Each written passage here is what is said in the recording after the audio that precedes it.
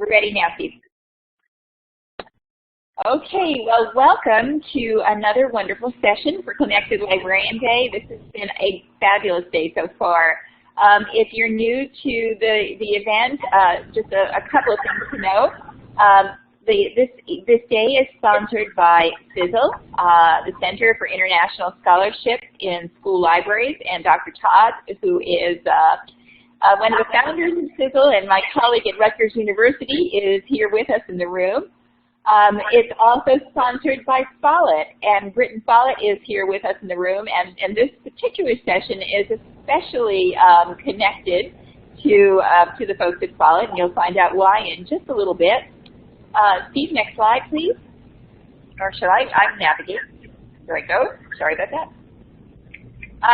Before we get started, just tell us, oh, maybe we'll skip that now. Because we left a little bit of time and maybe we should skip it. So you know the context of this event. Connected Library Day is part of a larger conference called Library 2.014, which is going to continue on Wednesday and Thursday of this week, all day long, all night long. It's an international free online conference, and we're hoping that you'll continue to join us for that as well. Both events are supported by Steve Hargadon's Learning Revolution project, which supports connected learning across education and librarianship and probably fields I'm not even aware of, and supports online communities of practice, and we are all very grateful for Steve's leadership. We're also grateful for Follett's support of both parts of the event, as well as CISL's, and also very important to know is that San Jose State is a founding conference sponsor for Library 2.014. So stay with us all week, if you will, for the Wednesday and Thursday, and I am keynoting on Thursday. I hope people will join me for that. And our hosts of today are, as I mentioned, Ross Todd, Shannon Miller, I think she joined the room a little while ago, myself, Joyce Valenza, and Britton Follett. And with no further ado, Britton, why don't you take over the mic? Sorry? Britton, why don't you take over the mic and introduce our guests? Absolutely. Well, thank you guys so much for joining us this evening. I suppose it's still early on the West Coast, but we have a great panel put together for you of two former Follett Challenge winners. And if you need a little background on the Follett Challenge, each year we give away $200,000 in Follett products and services. And it's really, in the end, not about us giving away money. It's about connecting librarians and connecting schools with their school communities. And I think one of the things that I love about the Follett Challenge is it gives us an opportunity to share these innovative stories and some of the best exemplars of libraries and really overall innovative programs within schools and school districts. And certainly both Darcy and Patrice have wonderful examples that can be replicated in your school communities. And this is just one way that we try to take the Follett Challenge winners and then share their stories. So in the end, we don't just write you a check and give you Follett products and services. We try to connect you with webinars and session submissions and really get your program out in front of some of the really key programs in education so you can share your story with others and they can replicate it in their schools. So we just launched the Follett Challenge on Monday, so this is really timely. If you go to follettchallenge.com, you can enter your program. And certainly, I'd love for Darcy and Patrice to share a few words before we get started about how winning has impacted their schools. Darcy, you want to start? Sure, I'm definitely going to talk about that in my presentation, but the Follett Challenge has just really brought our Innovation Center to the next level. It's catapulted us into both regional and national recognition, and just the resources, the funding has helped as well. For us, it's been absolutely revolutionary. We've been able to spread our story to people who we otherwise wouldn't have gotten to talk to, and Follett has given us a lot of opportunities to tell that narrative in different contexts. So we've enjoyed it greatly. Excellent. Well, thank you both so much for being on the panel. And Darcy, I know you're working on a deadline. There's a baby coming, so you have to get your presentation done. Thank you very much. That's right. Go right ahead. Okay. I'd just like to say hello. My name is Darcy Coffta, and I am the Director of the Innovation Center and Upper School Librarian of Berwick Academy. I've been working in libraries for 15 years, starting at the University of New England and then moving to the University of New Hampshire. While at UNH, I received my master's degree from the University of Rhode Island. I then served as head of reference at Rochester Public Library in New Hampshire, and in 2008, I made the move to Berwick. In addition to my library responsibilities, I am class advisor to the seniors and club advisor for both our Model United Nations Club as well as our investment club. I'd like to thank the conference facilitators for their assistance, along with Follett Corporation for allowing me to share our story. Founded in 1791, Berwick Academy is an independent co-educational day school located in South Berwick, Maine. For over 200 years, the Academy has pursued its mission of promoting virtue and useful knowledge through a purposeful blend of strong academics, arts, and athletics. Berwick serves nearly 600 students in grades pre-K to 12 from the seacoast area of southern Maine, New Hampshire, and northern Massachusetts. The Berwick Innovation Center was founded in 2008, and although the program started out slowly, we quickly gained buy-in from the faculty and momentum with the students. There were lots of questions about what is innovation, but students talking with other students worked best at spreading the word. We also presented at school assemblies and sent information home to families to get people talking about BIC. Now Berwick Innovation touches almost every aspect of strategic thinking and desired student learning outcomes, and BIC utilizes elements of design thinking, collaboration, networking, and public demonstration. In the beginning, the administration team charged the librarians with some lofty goals. We needed to revitalize and reinvigorate our library environment. The Innovation Center was the perfect match, as librarians are excellent facilitators and brokers of resources. The Innovation Center was also a natural connection that capitalizes on student engagement and sense of purpose. Now the librarians serve as innovation coordinators, working with students as they pursue projects in all three divisions. Ms. Jennifer Brewer leads the program in the lower school, and that's grades 1 through 4, and Ms. Melissa Williams manages the program for students in grades 5 through 8 in our middle school. BIC is an evolving program that reaches far beyond the physical Berwick Academy campus.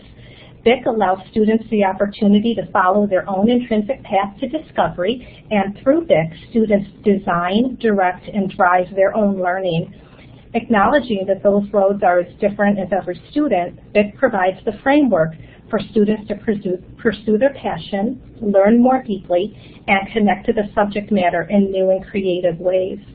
Drawing from our mission, Innovation at Berwick encourages creativity, engagement, entrepreneurship, all while promoting the ideals of virtue and useful knowledge. BIC's philosophy is design thinking in both form and function, and the spirit is entrepreneurial. BIC emphasizes encouraging student passion, collaborating with mentors, using outside resources, documenting, sharing, and publishing for a worldwide audience, and publicly presenting on the pursuit. Students are empowered with a voice to design their own learning. The approach involves multiple iterations, beginning with the initial conversation with the librarian and continuing until our culminating innovation celebration at the end of the school year in May. Innovation Pursuits, or IPs, offer our middle and upper school students a way to articulate an intellectual passion, serve as a strong addition to the college application, and allow students to follow their interests and engage themselves in creative and imaginative projects. IPs are completely student-driven and student-directed endeavors. The subject's choice is dependent upon each individual student's passion. Student inquiry is personalized, and the outcome is deeper learning and a greater appreciation for the topic. The application process involves the student articulating their purpose and expected outcomes that are to be achieved. In the upper school, IPs can be designed as a full year pursuit or may be completed over a given trimester. Along with the mentor, the student outlines meeting times for collaboration and checkpoints that can be used to measure the progress of the project. The students select a format to digitally document the IP and share their knowledge with a worldwide community. This can be through a wiki, a blog, a website, or a Google site. Lastly, the student would write about the final presentation and measures that could be used to gauge success. Before IPs are formally accepted, I meet with a committee of interdisciplinary faculty and staff that vet each proposal. Recommendations are made, and then the student and the mentor are issued a contract. At this point, the student is off and running to direct to their own innovation experience. All of our documentation is on our website, and we are very happy to share it with anyone looking to set up a similar program. So Darcy, we have a question in the chat room. So do students at all age levels complete the application, lower grades too? The lower grades, I'm going to talk about that. That's a great question. In the lower grades, grades 1 through 4, the Innovation Center is set up as a club format. We call it Innovation Junior, and they do not have to submit an application. Grades 5 through 12 would submit the application. Great, thanks. Oh, you're welcome. Just to talk about the role of the mentor. The role of the mentor is really crucial in our Innovation Center, so mentor pairing is a critical step of the process. Students can pre-select a mentor, or the librarians acting as the innovation coordinators can locate someone with the desired project expertise. The role of the mentor is to collaborate, communicate, and guide the student. It's a delicate balance of coaching while allowing the student freedom to explore, experiment, and maintain ownership over the project design. A couple years ago, we created Mentor Expectations, and that document is also available on our website, as well as incorporated a mentor statement as part of the application packet that asks the mentor to describe their background in the subject area and how they will contribute to the IP. And Darcy, you might be getting to this, but we've had a couple questions about some specific examples, and I know you use this in your Follett Challenge program, of how successful younger students have been. Oh, absolutely. We are going to talk about that a few slides ahead, so is it okay if I just hold on Sounds that like one? a plan. Okay, great. Thank you very much. BIC has been an iterative process for us too. We're always assessing how we can better do things and adjusting the program accordingly. We now call student projects innovation pursuits as opposed to innovation projects. And we do this because in keeping with forward-thinking advancements in the program, we believe it's important to continually evolve and grow in new and exciting ways. And we push ourselves the same way we are asking our students to push themselves. Panelists are gathered to critique each presentation, and we provide a rubric as a framework for performance assessment, and this is done at our Innovation Celebration. Panelists provide feedback, which is then shared with the student and mentor. No grade is assigned, nor is academic credit awarded. What is so special about BIC is that kids are doing this on top of all their other academic and extracurricular activities. Panelists come from area schools and local public libraries.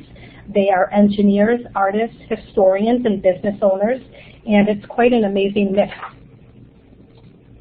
Now for innovation in the lower school. Innovation Junior is an after-school enrichment program available to students in grades 1 through 4. Following a club model, Innovation Junior meets weekly from October through March, and the students will collaborate and creatively problem solve while working on projects led by a session mentor. And just to give you an idea, our first session is called Eat the Rainbow, Fun with Food, and it's facilitated by our nurse, Karen Chang, and a business office associate, Kelly Verano. And we already have 31 kids signed up, so we are on track for a very successful year. The Lower School's Innovation Junior program fosters discovery, creativity, and fun. These enrichment sessions provide our youngest learners with the opportunity to explore and experiment with new concepts and skills.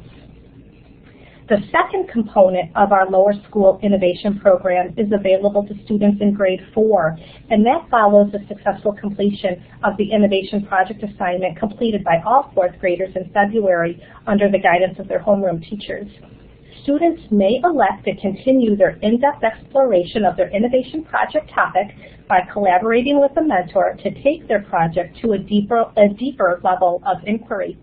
This session runs from March and through May, and the students continue to meet weekly with the innovation mentor.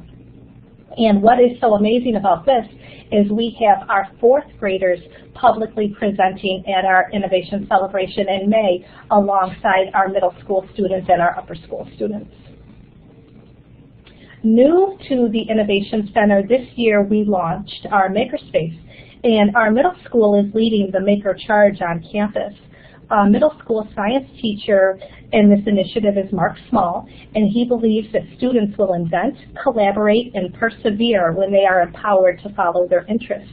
He says the Makerspace is a judgment-free zone where students are able to act on their own curiosity and experiment playfully, thus encouraging the pursuit and application of useful knowledge. Just wanted to go over some of our past chronology. Just really denotes the upward momentum with BIC, and we've exceeded various institutional goals to expand the program in all divisions and to receive regional as well as national recognition. And our goal right now is to really just keep pushing the program forward. The 2012-2013 school year was a huge success for the program, both in scope as well as recognition, highlighted by the Follett Challenge Award. This year, we're on track for some very exciting developments. I've already highlighted the 31 lower school students that we have registered for our first Innovation Junior program. Our middle school kids are actively engaged in the Makerspace, and in the upper school, we currently have over 20 students working on IPs, and we will be accepting more applications in the winter and spring trimesters. So Darcy, we have a question here. Any thought on whether you could incorporate it into the curriculum for all students rather than have it be an elective?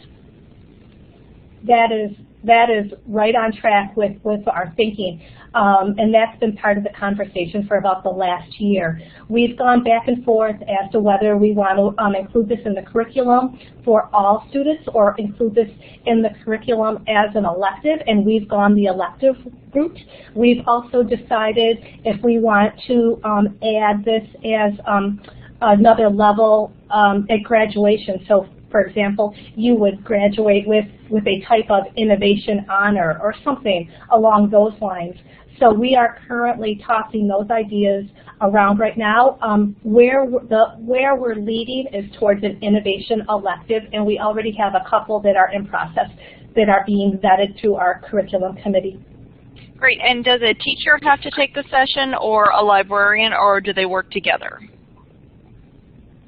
For the innovation electives, currently they would be offered, we're hoping to offer them as interdisciplinary electives, and right now it would involve the teachers, but there is definitely room to have collaboration with the librarian. I think that would be a nice part of it, actually. Excellent. Okay, keep going. Thanks.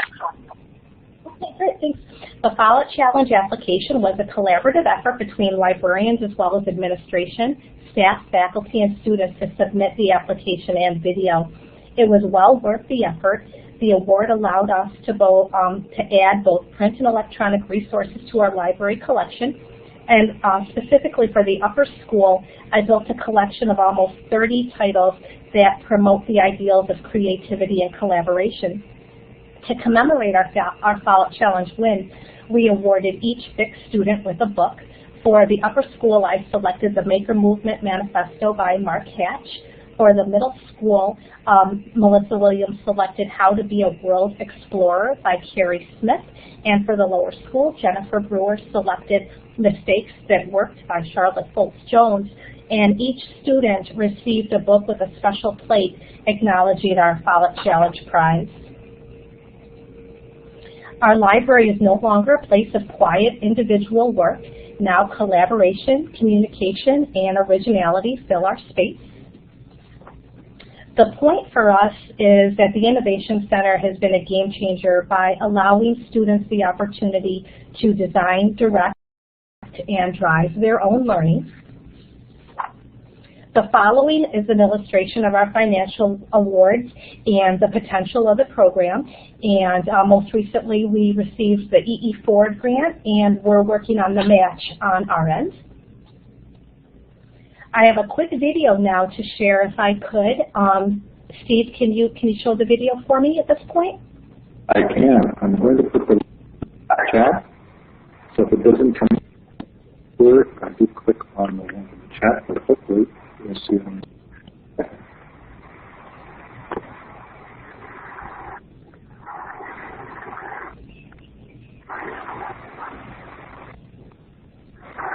And be sure to put the phone with Darcy.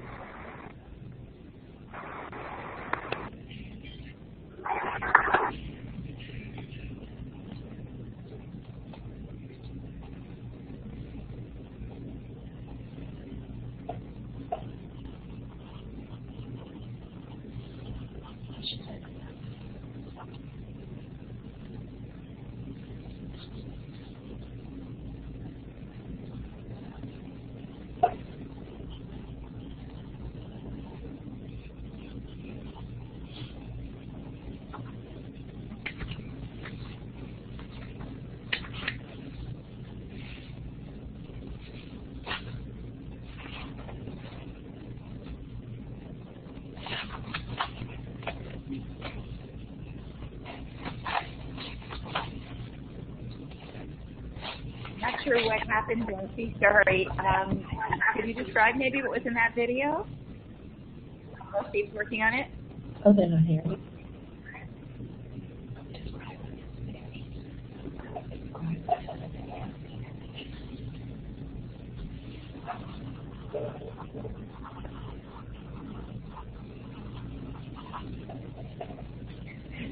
This is just a video from our most recent innovation celebration. I didn't want to talk over it, but just to give you some context.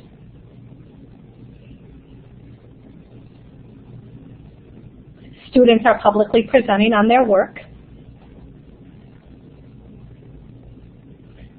Panelists are critiquing each presentation, and this is completely open to the public. We had almost 200 attend our last, and this is our library. This takes place in our library. That's wonderful. So you really have some serious visibility for student innovation in the community. Fabulous. Okay, thank you very much. If I can get back to the slides, I have a few more, and then I'll pass it off to Patrice. I just wanted to talk a little bit about our keynote speakers. We're always looking for ways to make the celebration more exciting and enriching, and most recently the focus was to get a solid keynote speaker. So both for pulling from our outside community, and then we have student speakers. It's made for both an entertaining and educational reception. As well as being our first student keynote speaker, Ian Palaco completed his own IP a couple years ago, and he's just amazing. And the program for him really illustrates how a non-traditional student can be made to feel special, be made to feel important, and really be acknowledged for the work that he's done. I just want to go through some examples quickly. Here, Ali Panati, a fine artist, took portraits, painted them in oils, and then combined them with oral histories. And this reproduction doesn't really do the work justice, but the background of each one of those paintings, there's script, and that is that's revealing biographical details of each person's life. This is Alden Zeff, and he combines his desire to learn and develop his documentary filmmaking abilities while promoting an art and healing program at a nearby hospital. Autumn was amazing. She is now at the Culinary Institute of America, and this project was part of her application. As a senior, Hirsch is now considering a career in medicine, so he is doing some amazing things.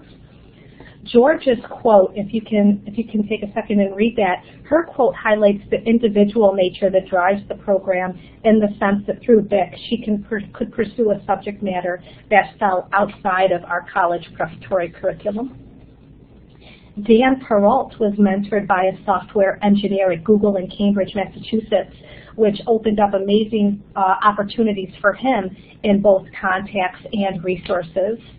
And I'm sure he is off and doing some wonderful things. He graduated last year. Here is an example of another student with a passion. Andrew Boswell was studying the bog on campus. So just really to conclude, students are developing the 21st century learning skills that are needed for both college and career preparedness through the Innovation Center. Berwick's curriculum balances tradition with innovation. Simply, some ideas, texts, or thinkers are timeless while others are timely. The Curriculum Council is reviewing what we teach and how we teach it so our students can engage in classes that are interdisciplinary, engage ideas at the forefront of innovation, and hone 21st century skills. We see endless opportunities.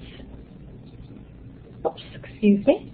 There we go. We see endless opportunities. What excites us about BIC is our ability to be an ever-evolving program, continually expanding and changing with our students' interests.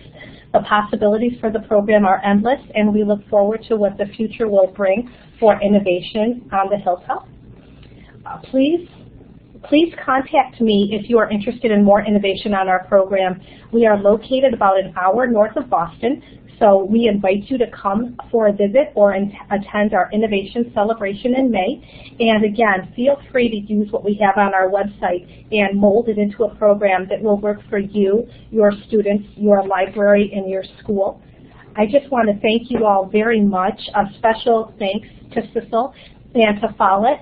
And it's been an honor. I really appreciate the opportunity to speak and to share our program. And Britton, thank you very much for this opportunity. You're welcome. And I know you have to get out of here, but there were two quick questions that came up in the chat while you were talking. Oh, no problem. One was about funding. Do you have a dedicated grant writer on your staff? Or I know you put together the Follett Challenge entry yourself, but it's not really a grant. So when you're trying to secure additional funding for this program, do you have a dedicated grant person? We do have a dedicated grant person in our advancement office, but as librarians and innovation coordinators, we work extremely closely with that person. We are sharing, we're sharing our stories, we're sharing the stories of students, we're sharing the projects. So it is definitely a collaborative effort, and it's become something we are always pushing and trying to secure more funding for the program, and it's become a greater part of what we do is collaborate on these grant writing Excellent. experiences. What a great example of that collaboration amongst different areas of the school. And one other question about your mentors. Are they volunteer or paid positions? Oh, that, again, another great question. Through the funding that we have been able to secure from the E.E. Ford Foundation, we have dedicated funds and are able to offer a special stipend to our mentors. So it is a paid position, which differs from the norm on campus here. Generally speaking, teachers do not receive stipends for this kind of work, but we felt that what was being done through the Innovation Center was very special, and it was really going above and beyond anything we've ever asked teachers to do before. So we do award the stipend upon successful completion of the project. Excellent. Well, Darcy, thank you so much for joining us, and I know you've got to get out of here so we can transition over to Patrice, if Patrice is ready. I am ready. Can you see me? Okay, there's the slide. Hi, I'm Patrice Bryan, and I'm actually not the librarian. I am the service learning teacher in our district, and I also run the food pantry, which I'll be talking about was the culminating project of our first real innovative Makerspace project that we did in the R&D Center. So we talk a lot about participatory school culture when we talk about the Makerspace model, but for schools that are just starting to make that shift, it's kind of a hard concept to visualize in action. I mean, what does that really mean? And when we were tasked with making this kind of mental model shift from our library to the new Makerspace model, it took me a little bit of time to really wrap my head around what that was going to look like. So today I'm really going to try to show you what that looks like in action, how if you choose a themed learning project that can have multiple participants across content areas, that can provide the kind of ignition that you need to really spark that change. And it can help jumpstart that participatory culture and provide kind of a learning cohesion that helps make it happen a little more naturally. So I'll be getting really specific about what we did exactly and how everybody kind of became a stakeholder in it. We did this with a service learning project. You could theoretically do this with any kind of project that has multiple moving parts and any kind of academic exploration in any content area. So we'll be talking about that a little bit more in depth as we go. I'm lucky to work for a district that already had made a successful school transformation by the time I got here. I always say that the hardest part of the work was already done when I came, and it was a decade-long school transformation that was groundbreaking in a lot of ways, but most important, it was a transformation that actually worked. And I came here in my 22nd year of teaching, having witnessed 2 failed transformations in schools from the inside, and I had become sort of a skeptic on school transformation. And if you had asked me what the keys to a school transformation were, I really couldn't articulate that at all. Now that I work for a school in which that has been accomplished, I'm starting to really understand the nuances of transformation and how that happens. So I was really kind of overwhelmed when I was given the task of trying to transform our library into something that reflected the climate of the school culture.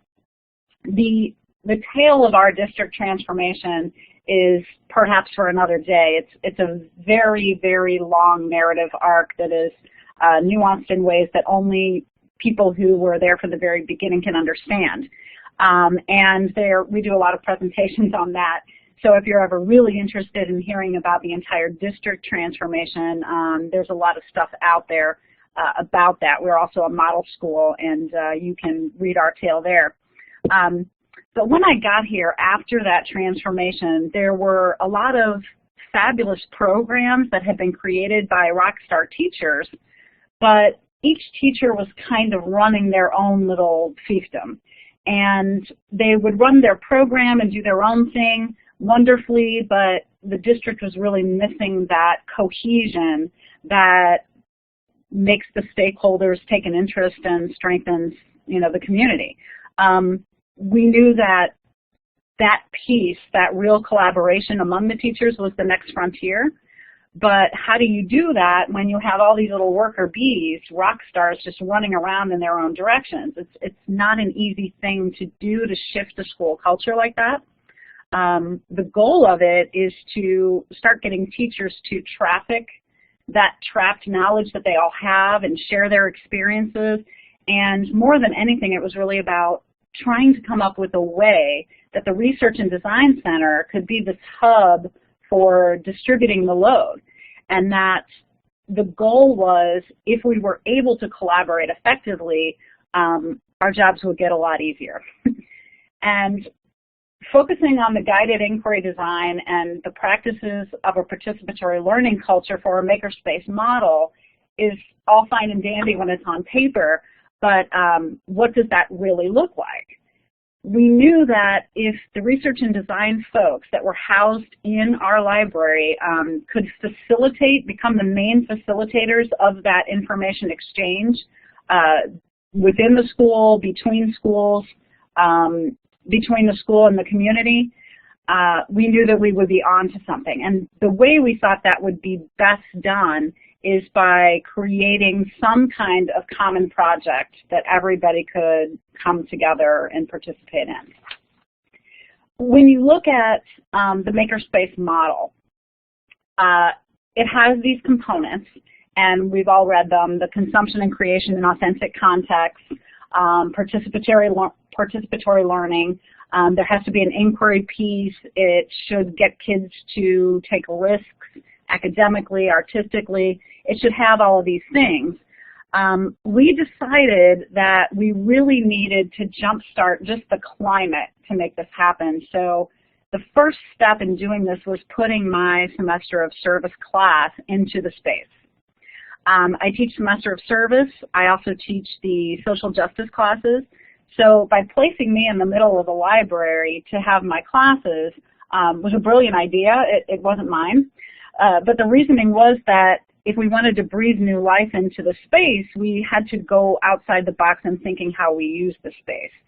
And having kids coming in to the space every day and having a class, we thought would bring with it all the efforts, projects, discussions, events related to that project, and would start to, start a little fire. We also knew that the root of the Makerspace model is creation, which means project. It means something real and authentic that students can show at the end of it. The most authentic project I can think of is a service learning project because it has all of those components that a Makerspace should have. It would bring community into the space because there has to be a community outreach piece. Service learning impacts the community. And those learning pieces would all take place in the Research and Design Center as the hub for that whole program. So that was the idea. They moved me into the space. My classes came in with me. And the outcome was nothing less than amazing. We, at MRH, we really think about thinking about innovation differently. We try to challenge the people who work here to think differently about the same old thing.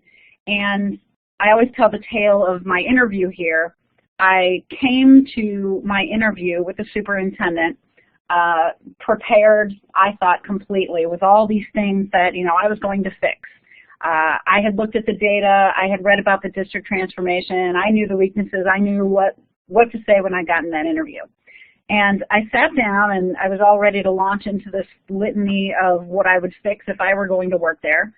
And I started talking about, I would fix the reading gap, I would work on boosting UFE scores, and I would do this and that.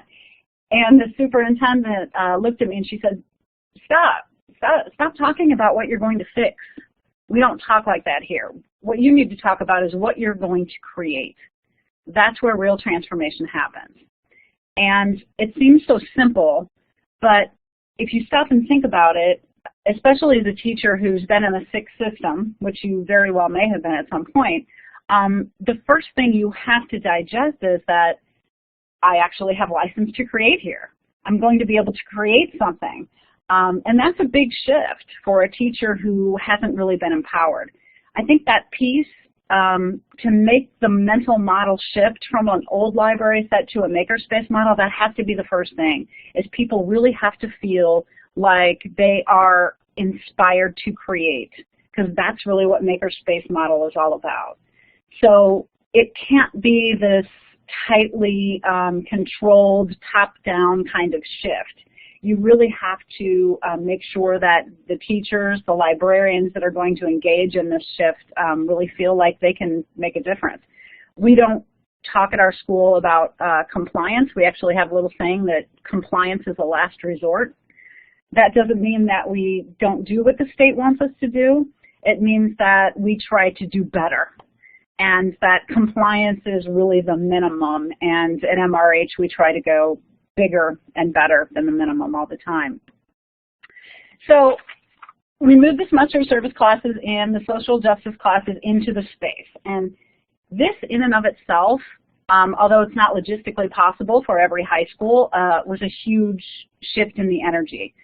Suddenly we had kids all over the space, and the climate just began to change. There was more energy involved. If your makerspace is really going to be an arena of creation, you have to get more kids through the door. You have to get kids comfortable coming into the space and sharing information. You could do that a lot of ways without moving a class into the space. Consider what this year's Follett Innovation Challenge winner did, Belleville West High School, with their reading program. If you haven't looked at that video on the Follett page, I recommend doing that. It's another kind of district-wide learning theme project where they didn't actually have to move the classes into the space permanently. But we figured the best way to build the collaborative culture is to give everybody something to collaborate on. And if we chose a project that was across multiple content areas and that meant something authentically to each teacher to contribute in a very real way, that we could change the space.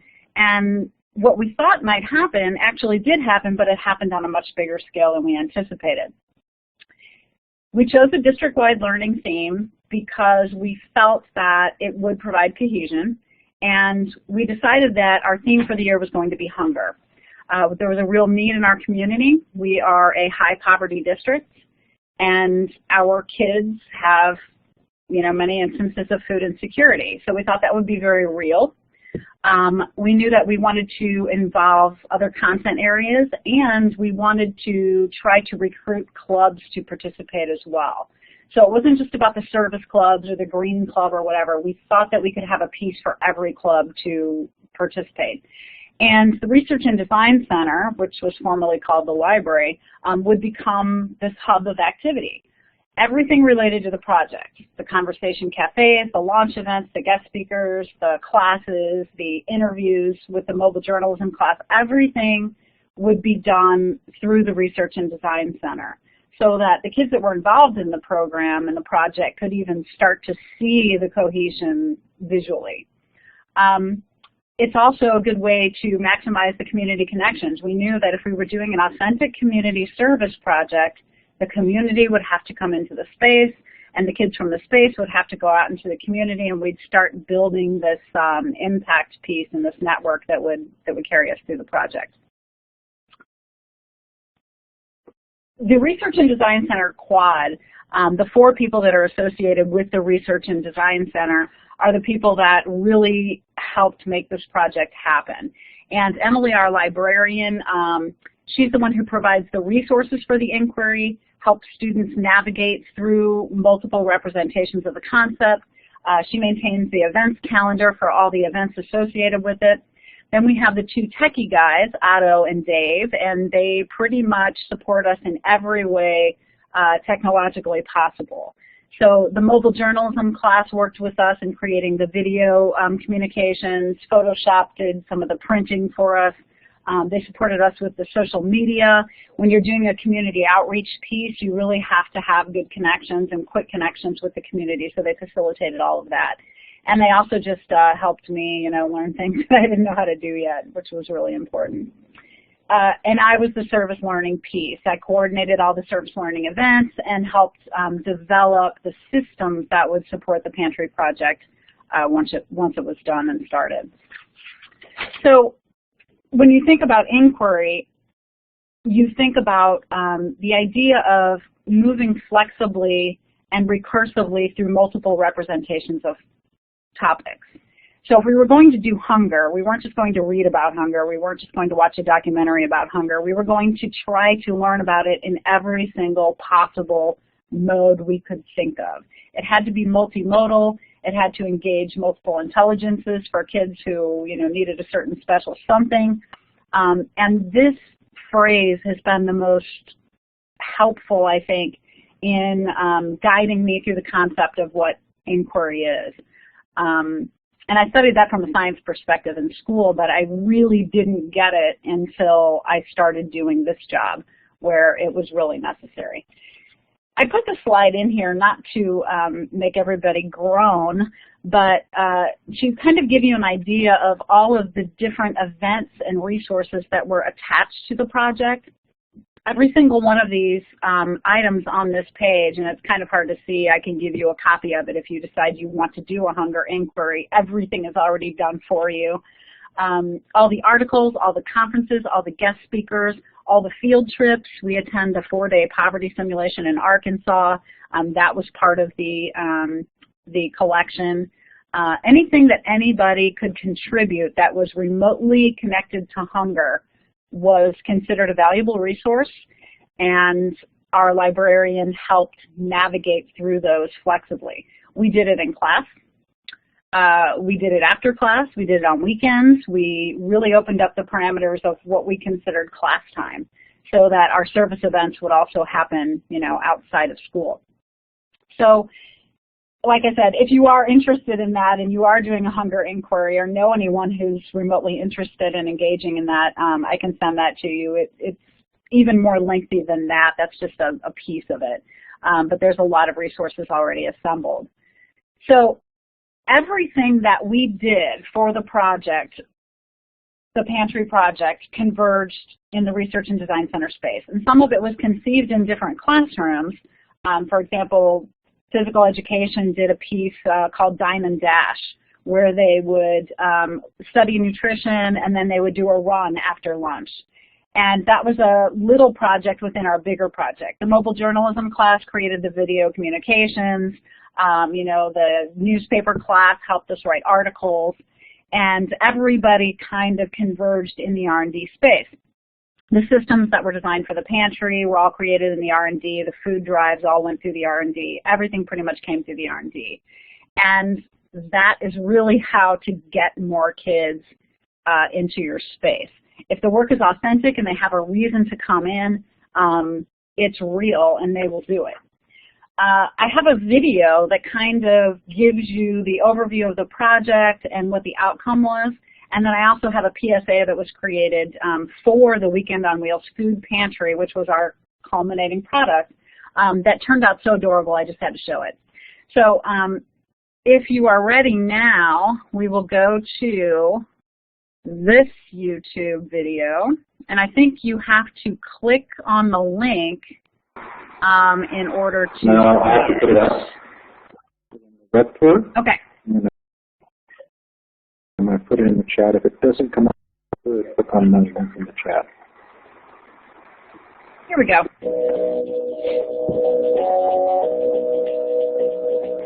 And Patrice, you should turn your mic on.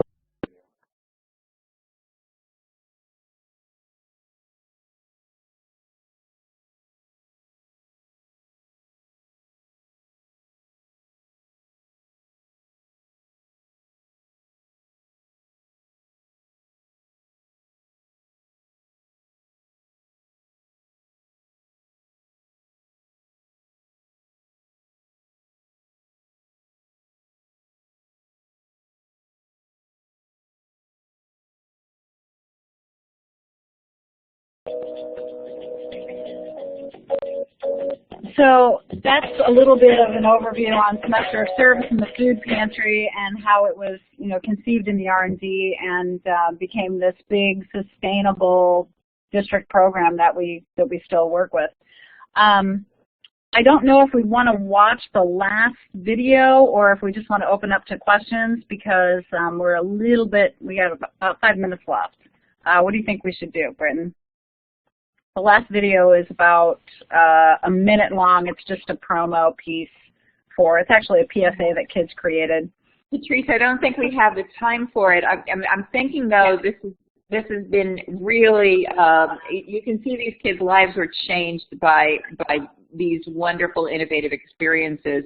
Do you have Britton? Do you want to close up this session because I'm just so moved by what it takes, but these teachers' innovations and hitting the start button on something great and not all that expensive. It's a great model and great case study. Yeah. You can actually do that process without spending any money at all. Absolutely. I think that's what's incredible about both of these programs, and certainly some of the other winning programs with the Follett Challenge. They are easily replicated, and that's one of the criteria. It's not something that you have to have an iPad for every student, or you have to have amazing technology that so many districts have. These are just programs that are doing more with less and can be replicated in all of your schools. So we have all of the case studies associated with these programs and the other Follett Challenge winners on follettchallenge.com, and there's both video and written case studies for almost all of the winning programs. Patrice, do you have any final thoughts? Oh, thank you so much for doing this. It's just been really a joy. And if anybody needs anything from me, you can contact me at mrhsd.org. And maybe you can put that last video you wanted to show in the chat box, and folks can watch it on their own time a little later. Yeah, I think Steve did that already. Thanks, Steve. Perfect. I'm behind. Joyce, we'll send it back to you. Thank you so much for joining us this evening, everyone. Thank you very much, everybody. Thanks for sharing your stories. And so the next story that we are going to visit with, if you can join us in the next room, is a bit of a love story. When Sherry met Matthew, as about finding your educational soulmate and helping kids to rule the world. So we are going to stop the recording, and Steve's going to put up a link to the next room. Don't forget, I've been adding frantically to the Padlet. Please add your takeaways. Shannon and I will be summarizing them at the end of the evening. And Steve, it's okay to hit the stop recording. And everybody, I hope you'll join us in the next room. Thanks for coming.